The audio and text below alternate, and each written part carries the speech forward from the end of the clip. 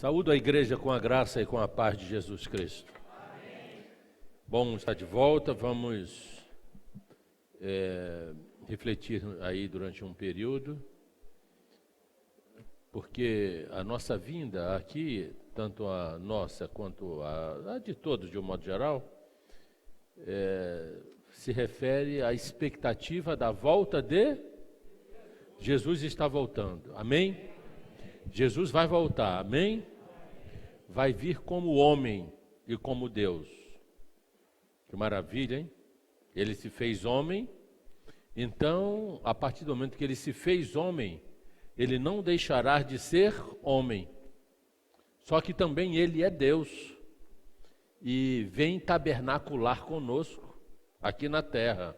Você crê nisso? Parece que isso está muito distante do nosso dia a dia. A nossa mente, ela está um tanto quanto sectária com as coisas que os olhos ainda não viram, porque estamos muito acostumados apenas com as coisas que podemos ver. Então a igreja ouve: Jesus vai voltar, Jesus vai voltar, Jesus está voltando. Agora, poucos são aqueles que vivenciam essa expectativa como algo concreto, absolutamente concreto, invisível, transcendente, mas real. Olha, que maravilha! Isso ainda não vemos, é invisível. A vinda de Jesus é transcendente, mas é real. Os que viver, verão. E a primeira pergunta que nos surge: ele vai voltar. Onde? Descobri. No bairro da Caixa d'Água, em Salvador, Bahia. Amém? Amém? Não amém. Porque a rigor, ele vai voltar em Israel. Por isso que o pastor começou a falar aqui sobre Israel, porque quem não entende Israel não entende nada. Não entende de Bíblia, não entende de Cristo, não entende da igreja, não entende da história, não entende das profecias. Se você tirar Israel do contexto bíblico, não sobra nem o Cristo, que é judeu. A chuva pode até sobrar, mas o restante, biblicamente, não sobra. Por exemplo,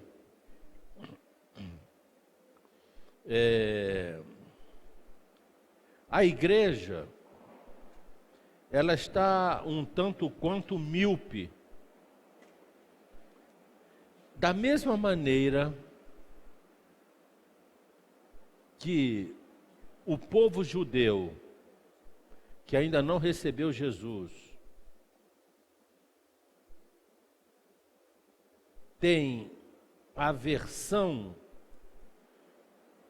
a Cristo, a Jesus Cristo, a igreja tem aversão às profecias. O que quero dizer com isso? Nós não nos afeiçoamos ao estudo das profecias bíblicas.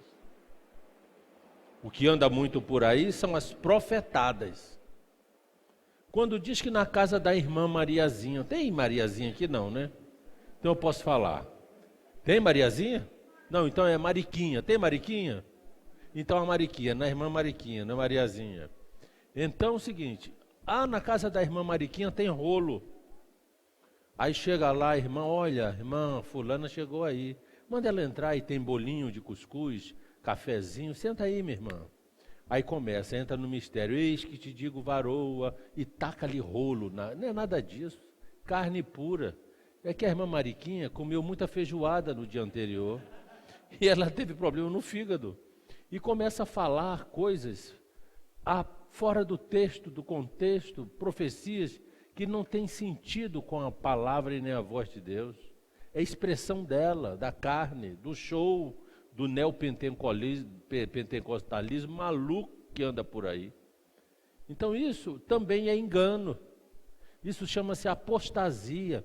Apostasia não é para a igreja oficial do Estado. Apostasia não é para o mundo que já é incrédulo. Apostasia é para a igreja da reforma, que abre as portas, dá uma brechinha ali, olha, e entra a apostasia. E crente que não gosta de Bíblia, que não gosta de estudar, que não gosta, que não compra livros, não é o meu livro, não, eu estou me referindo a livros. Esse aqui tem uma biblioteca que não se pode, a gente se perde lá dentro. Eu tenho outro, eu tenho mais de 3.000 títulos. 1.000 quase só de escatologia. Eu tenho 43 Bíblias, fora as eletrônicas. Ainda quero comprar mais, algumas que já estão na mira. Por quê? Fome, sede da palavra. Eu já não sou um menino para escutar alguma coisa da Bíblia e não entender. Ah, eu li, mas não entendi, tá bom, passo adiante. Que história é essa? É a questão do sensacionalismo que se faz dos últimos acontecimentos e citam a Bíblia fora do texto e do contexto, também é apostasia. Nós somos a geração que abrimos a porta para a apostasia e depois da saída dos eleitos do período da graça, virá a grande apostasia, porque aí tudo será apostasia. De maneira que nós temos que entender que Jesus vai voltar como homem, cabeça, tronco e membros. Vai voltar como um ser humano. Sabe quem está no céu? Um judeu chamado Jesus Cristo. E sabe qual o corpo que ele está lá? Com o mesmo corpo que ele saiu do túmulo de José de Arimateia. E foi um corpo comum de homem. Tanto é que ele esteve com as mulheres, com os discípulos, com os discípulos do caminho de Emaús, comeu, apacentou, se mostrou suas marcas, disse que era ele, e aquele corpo de homem e de Deus foi assunto aos céus ali em Betânia, à vista de mais de 500 pessoas. E Atos, capítulo 1, versos 11 em diante, diz que é esse que vai voltar. Varões galileus, diz os 2 homens que estavam ao lado, ali no meio deles. Porque andais olhando para este, que dentre vós é assunto tomado e assunto aos céus? Lembrem-se que da mesma maneira que ele está subindo, a si mesmo ele tornará a vós. Então, é esse que vem por aí. Que milagre extraordinário, hein? Um corpo metafísico, mas humano. Não é mais uma matéria como esta, corrompível e corrompida, mas é uma matéria nova, extraordinária. A ciência não conhece. A ciência está tentando entender, através do bóson de Higgs, do quebra dos prótons, para encontrar a partícula de Deus que faz vir à existência a energia, mas ainda está longe dessa matéria que compõe o corpo de Jesus e que comporá o nosso corpo, porque nós teremos um corpo semelhante ao corpo da sua glória, diz apóstolo Paulo escrevendo aos Filipenses capítulo 3.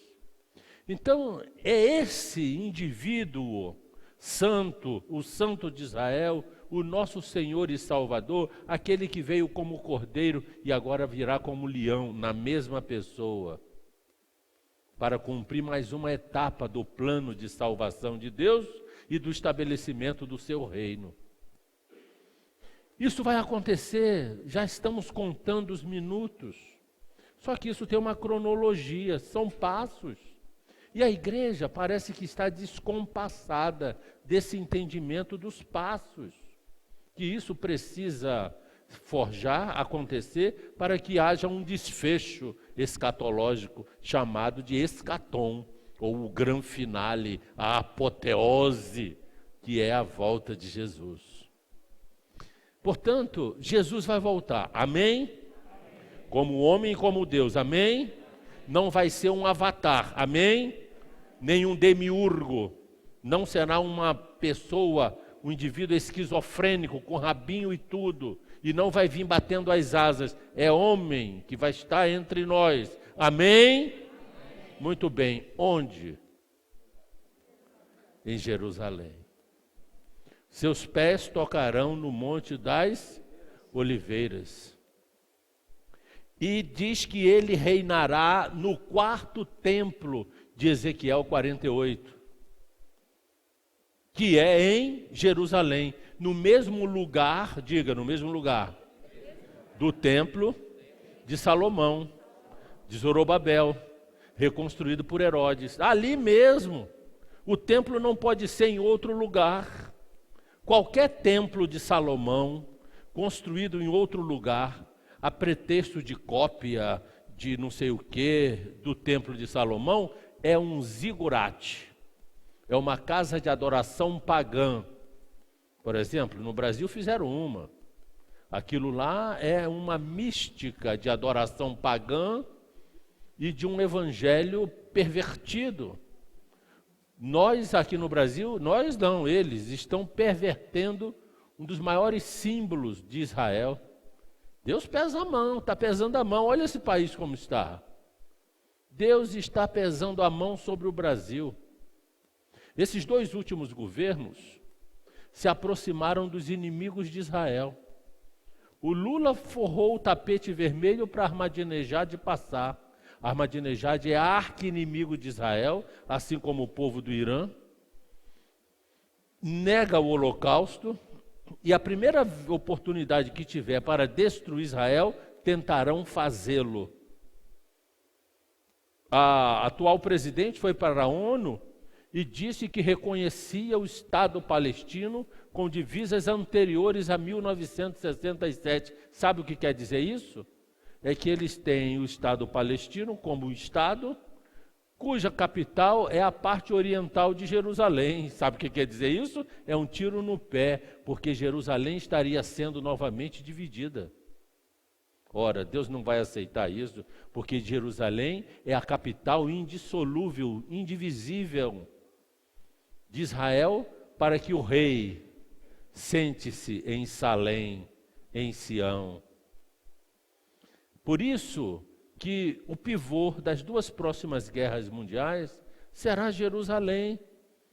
Primeiro, a próxima guerra de Gog e Magog, que já está desenhada no cenário geopolítico mundial, por intermédio da política externa de Vladimir Putin, do ano de 1999 até agora, e eu sou um estudioso exaustivo da política externa russa, que já se aliançou, que já contraiu aliança com os países prognosticados no texto de Ezequiel, capítulo 38, quando Deus diz assim, eis que tenho algo contra ti, ó Gog.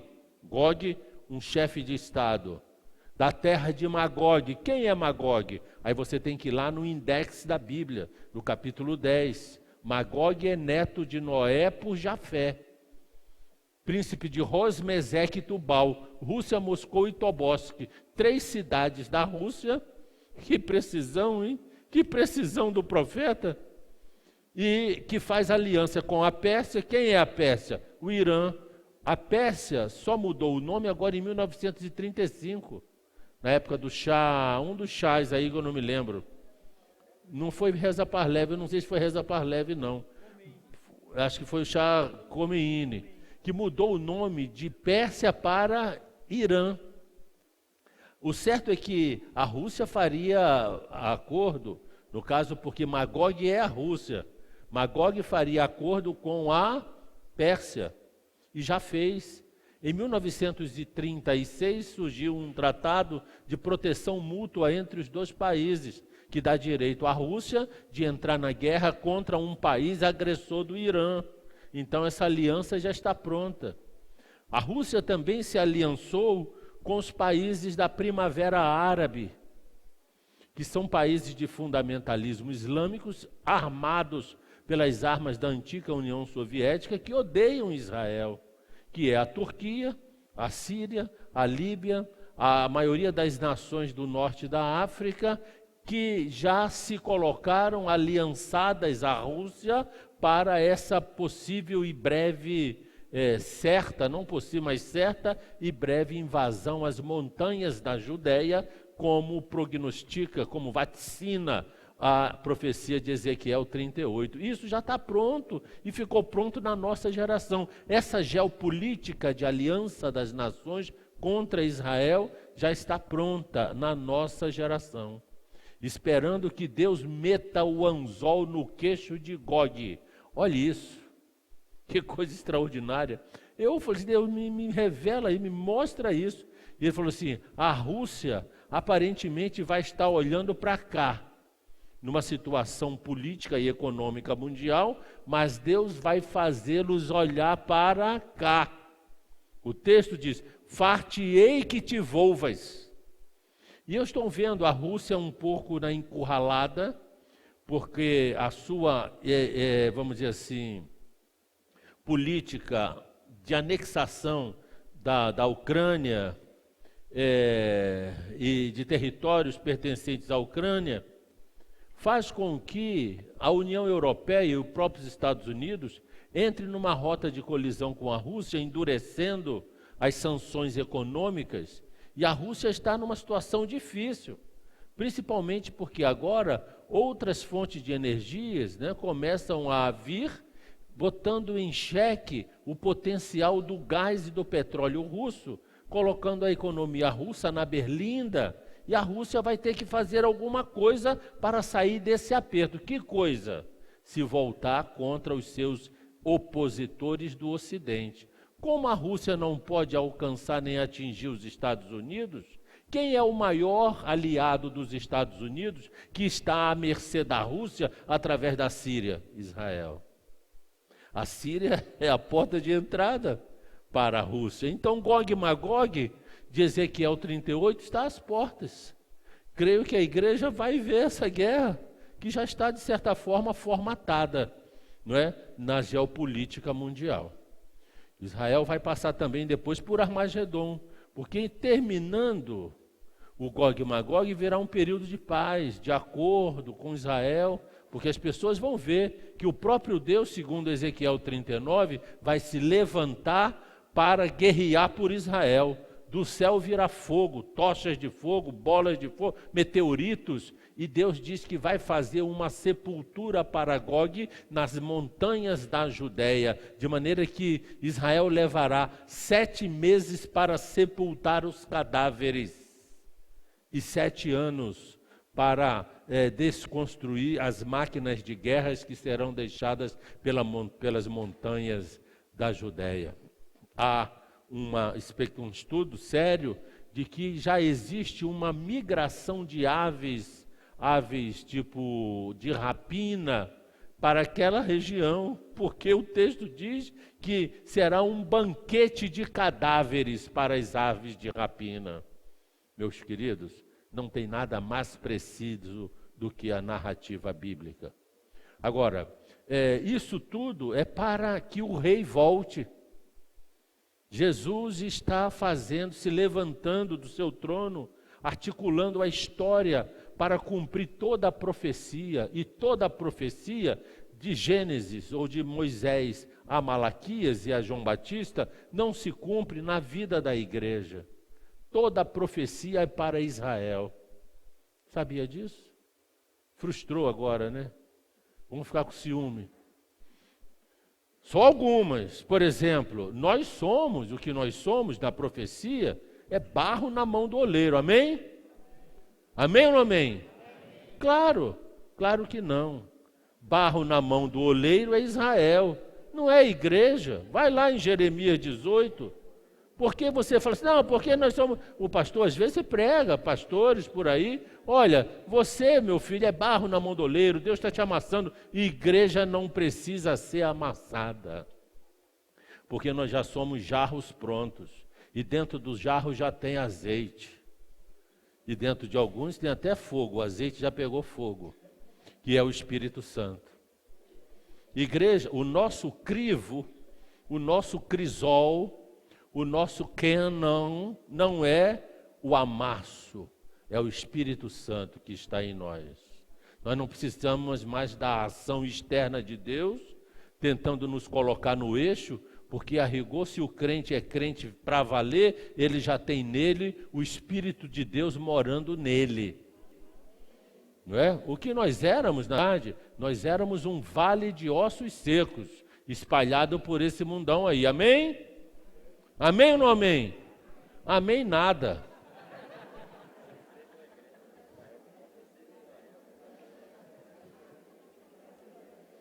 Viu como a igreja quer usurpar também os textos que pertencem a Israel? Quer dizer que a igreja não é válido os ossos secos? Sim ou não? Não. Quem é válido dos ossos secos? Toda a casa de Israel. O que nós somos é cabeça e não cauda. Amém? Amém nada. Vocês estão sentindo frio? Não. Eu vou aumentar a temperatura. Quando eu digo aumentar, é diminuir o frio. Entendeu? Calma. É porque são 12 máquinas. Calma. Vou mandar. Assim como são os 12 tribos. Assim como são os 12 apóstolos. São as 12 máquinas na igreja Filadélfia. Muito bem. Então, o que a igreja está acostumada? A usurpar os textos proféticos que pertencem única e exclusivamente ao povo de Israel. A rigor, a igreja foi oculta, estava oculta, diga oculta. Oculta e faminta, porque nem falar fala. Eu nunca vi a igreja de Filadélfia tão faminta. Pastor Jorge está dando sopa na porta, não? Dá para você falar? O que você liga na terra, liga no céu. Que moleza! Diga, oculta. Quem estava oculta? Aos olhos de quem? Dos profetas. Os profetas de Israel não enxergaram a igreja. Porque o que os profetas enxergaram estava apenas no pico das montanhas proféticas. E os profetas, quando olharam, enxergaram somente os picos das montanhas. A igreja estava onde? No vale. A visão profética passou por cima. Então, todas as profecias se cumprirão na vida do povo de Israel. A igreja está a um passo de ser a esposa do Cordeiro. Você já pensou o que é isso? Esposa, meu filho, é carne da mesma carne e osso do mesmo osso. É isso que nós somos de Jesus. Tem gente que quando eu começo a falar de Israel, começa a ficar com ciúme. Ah, pensei que era comigo. A igreja já está num patamar superior. O Espírito Santo já mora em nós. Você quer ser igual a Israel? É por isso que está acontecendo essa mímica toda no culto evangélico, com esses adereços judaizantes, por causa de pastores sem entendimento. Usar quipá, talit, shofá, desfilar com a arca, bandeira de Israel abraçado na mulher e tal. Nós amamos Israel. Olha, pode ser que aqui tenha alguém que ame mais Israel do que eu, igual, mas não. Mas eu não posso idolatrar Israel. Isso é Israel-latria. Nós temos que amar Israel porque nós amamos o Deus de Israel. E sabemos que Deus de Israel, por amar as nações, abençoa Israel, porque por intermédio de Israel, todas as nações são abençoadas. Isso está implícito no chamado de Abraão. Em ti, Abraão, abençoarei todas as famílias da terra. Por quê? Farei de ti uma grande nação. Que nação? Israel, através da qual virá o Filho de Deus, o judeu chamado Yeshua, o Mashiach, que reina, diga reina, e em breve voltará. E está voltando. E onde ele vai voltar? Jerusalém. Por isso que Jerusalém hoje está sendo disputada, vamos dizer assim, pelas forças políticas que odeiam Israel, por Roma, pela ONU, pelas nações vinculadas à ONU, E pasmem, até Barack Obama, Brasil nem se fala, porque esse governo que está aí é filho do cão mesmo, do canela seca. Mas, por exemplo, o próprio Barack Obama também reconhece as divisas de Israel antes de 67. Isso é um tiro no pé do povo americano. Porque tem um versículo na Bíblia, no chamado de Abraão, que Deus disse assim, e tem mais, Abraão, quem te abençoar, isso se referindo a Israel, que é a descendência de Abraão, eu abençoar, mas quem te amaldiçoar, o princípio espiritual está lá, irrevogável, e ele reage de acordo com aquilo que as nações fazem a Israel. Por isso que o Holocausto, a destruição de Tito, lá de Jerusalém por Tito, todo o sofrimento, os progões que o povo de Israel sofreram nesses 2000 anos, as duas próximas guerras que virão contra Israel, tudo isso não passará em branco de Deus. Jesus virá para julgar as nações. E sabe qual é o critério do julgamento das nações? Mateus 25. Quando ele diz, tive fome e não me deste tive sede e não me deste, estava nu e não me, era forasteiro e não me não me abrigaste, era prisioneiro e não foste. E os discípulos perguntaram, mestre, onde é que nós vimos nestas condições? E o que ele falou? Quando fizeres isto a um desses meus pequeninos irmãos, quem são? A igreja? A igreja não é irmão de Jesus, embora ele seja o nosso irmão mais velho. Quando se fizer um conosco e ele um com Deus e nós um com Deus, ele é o primogênito, claro.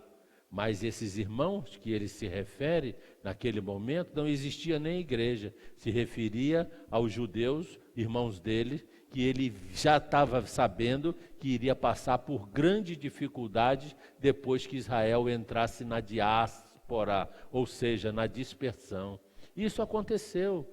Algumas nações abençoaram Israel. O Brasil abençoou Israel com Oswaldo Aranha, que se empenhou muito em 1947 para que no dia 29 de novembro desse ano votasse a resolução 181 da ONU e o Estado de Israel fosse já criado com 13% das terras. Ali eu tenho vídeo disso, é extraordinário.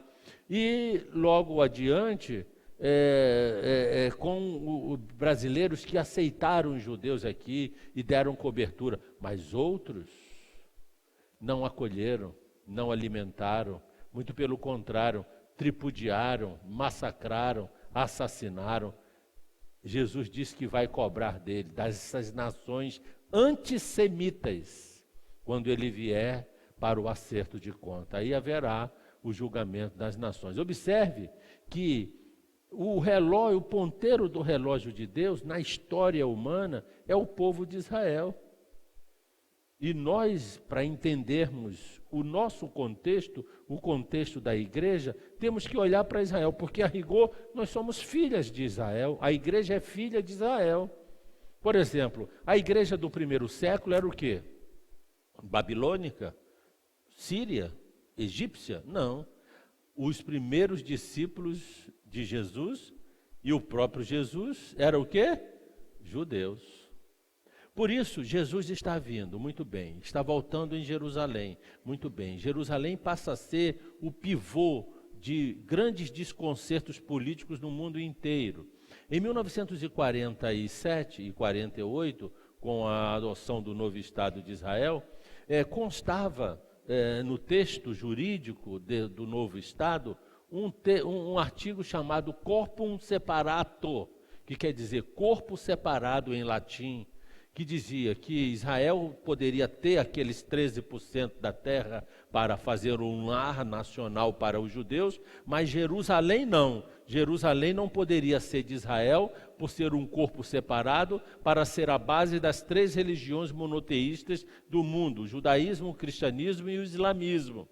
E Jerusalém, por exemplo, os judeus não podiam nem sequer chegar no muro de arrimo de Herodes, aquilo que é chamado de muro das lamentações. Somente em 1967, com a Guerra dos 6 Dias, que Moshe Dayan toma Jerusalém, toma o Golã, toma Gaza e parte do Egito, o Sinai, foi quando Israel passa a ter o domínio sobre Jerusalém como um todo, porque Jerusalém é um tabuleiro, é uma cidade mais ou menos circular, e somente meio globo de Jerusalém era de possessão de Israel.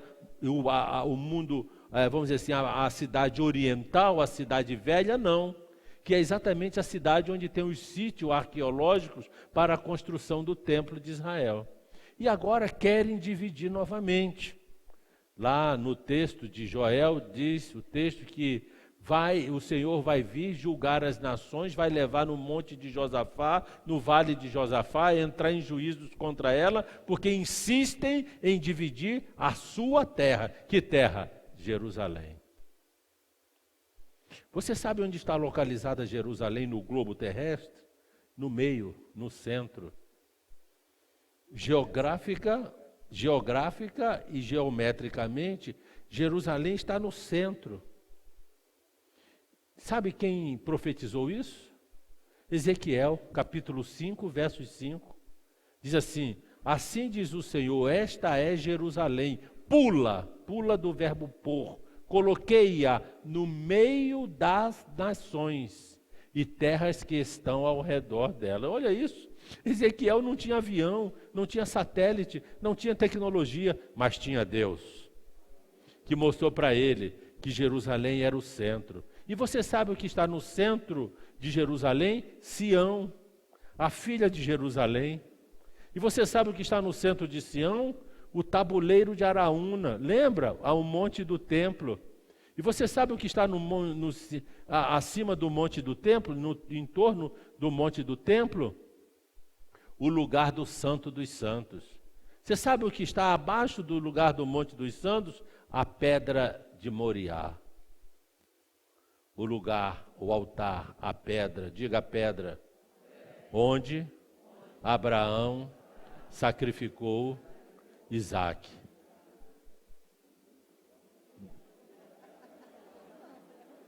Sacrificou não, né? Não. Então vocês não leram a Bíblia direito. Na minha tem sacrifício. E é isso que eu quero que você abra. Gênesis, capítulo 22. E é aí que eu quero chegar. Nós vamos ler a Bíblia hoje de uma maneira talvez que você nunca tenha lido. Por isso que a tua visão está meio troncha. Está meio troncha com relação ao sacrifício de Abraão. Você vai compreender coisas que talvez o Espírito Santo não tinha te falado ainda, mas que vai nos falar a todos, nesta tarde deste dia. Vamos ver, porque nunca mais você vai dizer que não houve o sacrifício. Talvez o que você quisesse ter a notícia é de que o Abraão pegou a peixeira e abriu a jugular de Isaque. Aí você estava satisfeito. Aí você diria que sacrificou. Não precisava mais fazer isso. Você vai ver. Não é porque obedeceu, não. É porque sacrificou. O texto diz claro. Olha isso. Depois, versículo 1, capítulo 22, destas coisas, pôs Deus a Abraão à prova e lhe disse: Abraão, este lhe respondeu: eis-me aqui, Senhor. Acrescentou Deus. Toma o teu filho, o teu único filho, Isaque, a quem amas. Vai-te à terra de Moriá, oferece-o ali em holocausto sobre um dos montes que eu te mostrarei. Primeiro ponto. Deus reconheceu que Abraão amava Isaque. Eu reconhecer que o pastor Jorge ama os seus filhos, sei que ama. Eu tenho filhos, 3. Vocês acham que eu amo meus filhos? Claro. É um reconhecimento horizontal entre homens. Não, o que eu sinto pelo meu filho, certamente o pastor Bezerra vai sentir pelos filhos dele. Quem tem filho vai sentir pelo seu filho, mas aqui o texto não. O texto está dizendo que o próprio Deus reconheceu para Abraão que Abraão ama Isaque. Você já pensou quando o próprio Deus reconhece o amor de um pai por um filho? Já começa a mudar de figura. Os teus olhos já têm que ser espirituais para entender o restante do texto. Sacrifica-o a mim, Abraão. E eu quero saber, e eu vou perguntar para os pais que estão aqui, eu vou escalar um ou outro, qual seria a tua reação se Deus te pede o teu filho? Quem é papai aqui? Vai ser você mesmo, meu querido Jairo, né? Dilson. Dilson, meu filho, se Deus te pede isso hoje, qual o nome do mais novo?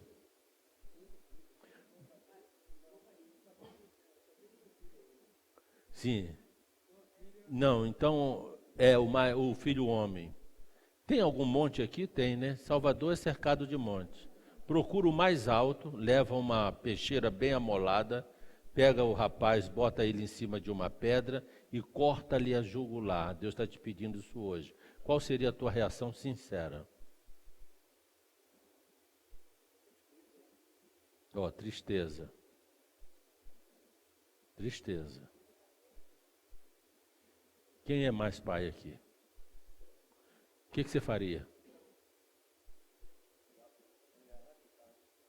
Olha, perfeito. O irmão disse aqui que ia retrucar. O que é retrucar? Argumentar. Deus, espera aí. E eu sei a resposta de todos. Outros já diz logo de cara, não. Uns para fazer média com a igreja, aí eu ia matava. Mentira. Mentira. E eu, o que eu faria, Edinaldo? Eu ia falar assim, Deus! Não. Eu ia clamar a Deus igual Asaf clamou pela proteção do povo. Tu não sabes que eu amo Isaque? Tu não sabes que Isaque é filho do teu milagre em mim? Tu não sabes que Sara, além de ser uma mulher estéril, já não tinha mais o costume das mulheres, já não menstruava, já não ovulava, e milagrosamente tu me trazes Isaque. Ó Deus, tu não sabes que eu andava um tanto quanto macambúzio, deprimido lá pelo canto, porque não estava vendo a minha descendência brotar da mulher que amo, que é Sara. E agora tu conheces o meu coração.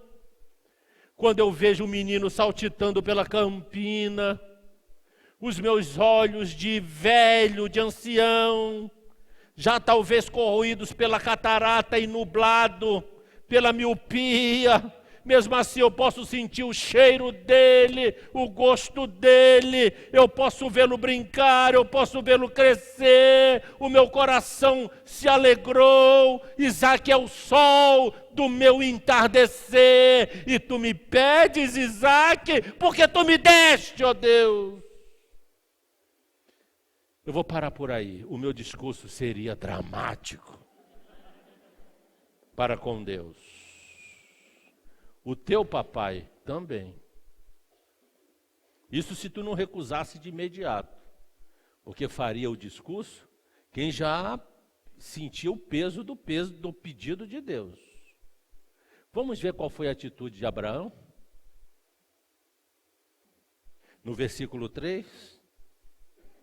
Levantou-se, pois, Abraão de madrugada, logo depois do pedido de Deus. Tendo preparado o seu jumento, tomou consigo 2 dos seus servos e a Isaque, seu filho, rachou a lenha para o holocausto e foi para o lugar que Deus lhe havia indicado. Meu Deus! Não houve sequer um argumento, uma negativa. A Bíblia diz que ele levantou-se. Eu creio que ele nem dormiu, ele apenas levantou-se. Albardou o jumento. Pensa em você albardando o jumento, sabendo que você iria levar a lenha e a carga para chegar lá e matar teu filho. Pegou a lenha, colocou a lenha e começou a rachar a lenha. Para que aquela lenha? Para depois queimar o cadáver do teu filho. Cada machadada, cada lenha rachada, era como se fosse um punhal entrando no próprio peito de Abraão. E em momento nenhum ele retrucou. E começou a caminhada durante 3 dias, subindo as montanhas da Judéia até Moriá. A coisa não foi assim, então me dá a arma aqui, pum, pum! Imediatamente não, ele consumiu-se. Meu Deus! Durante 3 dias com aquilo no peito, no coração, uma espada enterrada nele mesmo. E o texto continua de maneira extraordinária, dizendo: ao 3º dia, erguendo Abraão os olhos, viu o lugar de longe. Você já pensou para o pai, um homem, olhando de longe o lugar onde o cadáver de seu filho iria jazer, onde os restos mortais seriam incinerados, e em momento nenhum ele retrucou, a Bíblia não diz. E olhando depois disto, então disse aos seus servos, Abraão dizendo: esperai aqui com o jumento, eu e rapaz iremos até lá, e havendo o quê? Sacrificado, imolado, levado em holocausto? Não, olha o texto, e havendo adorado. Olha o que é o coração desse homem. Para ele matar o seu filho era um ato de adoração, não um ato de sacrifício. Ora, igreja, para nós adorarmos hoje é tão custoso, hein? Olha o que Deus pediu a esse homem. Havendo adorado, eu vou lá adorar. Sacrificar é apenas uma semântica. O que eu vou fazer é adorar, matando o meu filho. Voltaremos a vós. Aí tomou Abraão a lenha do holocausto, colocou sobre Isaque seu filho, ele porém levava nas mãos o fogo e o cutelo, assim caminhavam ambos juntos, quando Isaque disse a seu pai: meu pai, respondeu Abraão, eis-me aqui, meu filho, perguntou Isaque, eis o fogo, a lenha, mas onde está o cordeiro para o holocausto? Respondeu Abraão: Deus proverá para si, meu filho, o cordeiro. Olha que maravilha de revelação. Abraão sabia que Deus, tudo que Deus provê é para ele mesmo. Você é dele, a tua mulher é dele, teu marido é dele, teus filhos é dele, portanto não tenha nada como se fosse teu, é tudo dele. E ele quer, na verdade, é o teu coração. Para ele, o cordeiro é para ele. E quem ele pediu? Quem Deus pediu a Abraão, igreja? Responda. Pediu quem? Querida igreja, responda em nome de Jesus. Abraão pediu, Deus pediu quem a Abraão? E tu acha que ele se contentou com o cabrito? Que Deus é esse que pede Isaque e se contenta com o cabrito? Continuemos. Respondeu Abraão: Deus proverá para si. Chegaram ao lugar que Deus havia designado. Ali edificou Abraão um altar, e sobre ele dispôs a lenha, amarrou Isaque seu filho, deitou-o no altar, em cima da lenha, e estendendo a mão, tomou o cutelo para imolar. Chegou até o finalmente. Meu Deus, aqui. Retroagiu em qualquer momento? Foi até o fim. Agora olhe isso, no versículo 11. Mas do céu lhe bradou o... Igreja, você está faminta. Bota esse pulmão para falar. Responde, mas do céu lhe bradou o anjo do Senhor. Entrou uma figura nova aí no contexto. Quem é essa figura nova? Que começou a falar com Abraão? O anjo do Senhor. Mas quem pediu Isaque? E Abraão não negou ao anjo? Mas está ali anjo, não é Deus, é anjo. O texto está anjo. Não inventa o texto. Não sai do texto. Senão você perde a visão. O texto é sagrado. Esse texto foi traduzido preliminarmente em hebraico, caracteres do próprio Deus. Não perca a visão do texto. Ou você está entendendo aí, sabe o que é a trindade? Isso aí chama-se pericorese. Oh, meu Deus, é uma valsa da trindade trabalhando ali com Abraão. O mundo espiritual está à frente do mundo físico. Portanto, nunca mais diga que não houve o sacrifício de Abraão. E que sacrifício!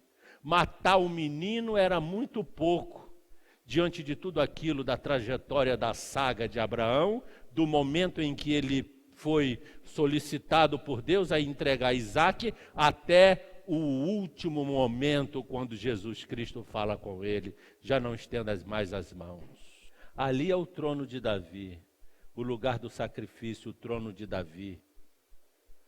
É onde o Senhor Jesus vai reinar o mundo, de onde ele vai reinar, de onde Abraão sacrificou Isaque. São 6 horas. Muito bem, eu vou parar por aqui, mas eu vou deixar com vocês uma canção. Eu encerro com esta canção, um videoclipe.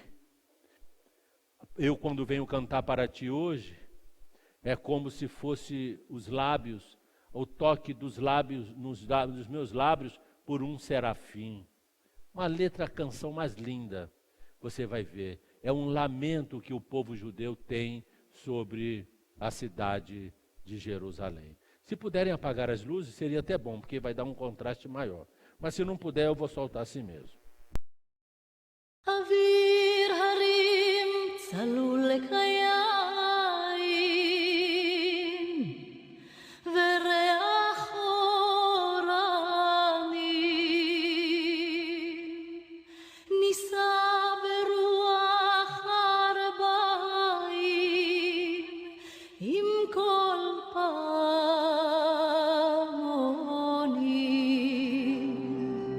utar demar Pessoal de trás, está dando para ler?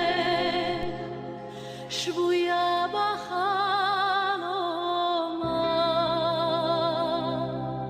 העיר אשר בדד יושבת, ובליבה חומה.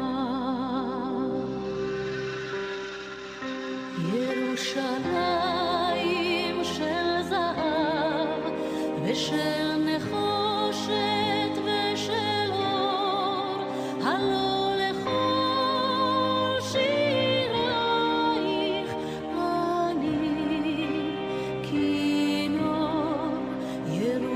ירושלים של זהב ושל נחושת ושל אור, הלא לכל שירייך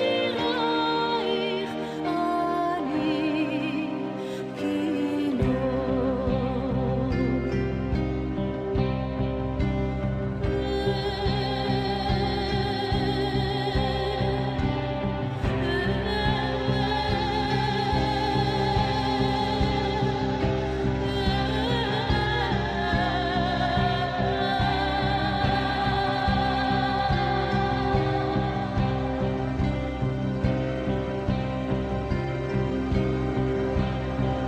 חזרנו אל בורות המים, לשוק ולכיכר,